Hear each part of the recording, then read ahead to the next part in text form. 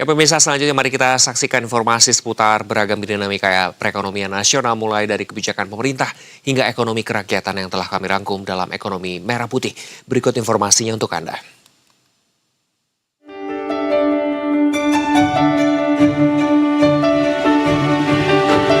Presiden Prabowo Subianto janjikan pembangunan sebanyak 1.582 kapal ikan yang akan dibagikan kepada nelayan di seluruh Indonesia.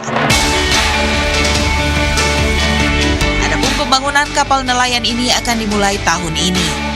Prabowo menjelaskan program ini menjadi bagian dari upaya pemerintah dalam memperkuat sektor perikanan nasional, sekaligus meningkatkan kesejahteraan masyarakat pesisir. Lebih lanjut, Prabowo mengatakan distribusi kapal akan dilakukan melalui skema koperasi nelayan, di mana pemerintah akan mengatur pola pembagian kapal termasuk jumlah anggota dalam setiap koperasi penerima bantuan. Selain bantuan kapal, pemerintah juga menargetkan pembangunan Koperasi Nelayan Merah Putih atau KNNP di 12.000 desa nelayan yang tersebar di berbagai wilayah Indonesia. Kita akan bangun mulai tahun ini 1.582 kapal ikan. Nanti kita akan bantu, kita akan bagi kapal-kapal itu. Nanti bapak-bapak nelayan dengan keluarganya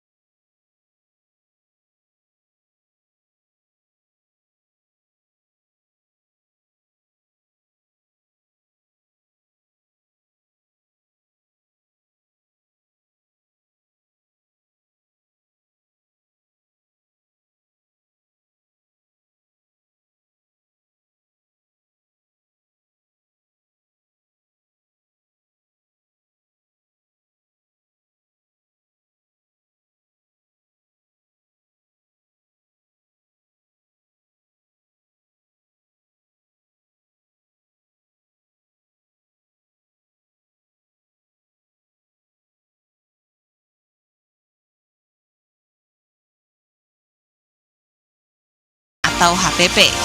Upaya memastikan pemerintah tetap berkomitmen menjaga kepastian hukum bagi wajib pajak yang telah mengikuti program tersebut, sehingga peserta teks amnesti tidak perlu khawatir akan adanya pemeriksaan ulang terhadap harta yang sudah dilaporkan. Saya akan tegur DJP agar selalu menjaga iklim usaha dan memberikan kepastian hukum kepada masyarakat sehingga kepercayaan wajib pajak dan keberlanjutan reformasi perpajakan tetap terjaga dengan baik. Di amnesti nggak akan digali-gali lagi yang sudah didaftarkan itu. Ke depan hanya mereka harus bayar sesuai dengan bisnisnya aja, perkembangan bisnis seperti biasa. Menteri Luar Negeri Sugiono mengungkapkan respons kolektif ASEAN terhadap dampak situasi geopolitik global menjadi salah satu isu utama dalam berbagai sesi KTT ke-48 ASEAN di Cebu, Filipina yang berlangsung pada pekan lalu. Menurut Sugiono, konflik di Timur Tengah memberikan dampak langsung terhadap negara-negara di Asia Tenggara, terutama pada sektor ekonomi, pangan, dan energi. Sugiono menambahkan dalam pertemuan KTT ke-48 ASEAN muncul kesadaran bersama di antara negara-negara ASEAN mengenai pentingnya membangun kawasan yang tangguh atau resilient, khususnya dalam bidang energi dan pangan. Dalam pertemuan tersebut, ASEAN juga menghasilkan sejumlah kesepakatan strategis sebagai tindak lanjut penguatan ketahanan kawasan, di antaranya ASEAN Petroleum Security Agreement serta ASEAN Plus 3 Emergency Rice Reserve. Ada satu kesadaran bersama yang tumbuh bahwa dengan situasi yang terjadi saat ini perlu suatu inisiatif bersama untuk menjadikan ASEAN ini sebagai suatu wilayah yang resilient khususnya di bidang energi dan pangan.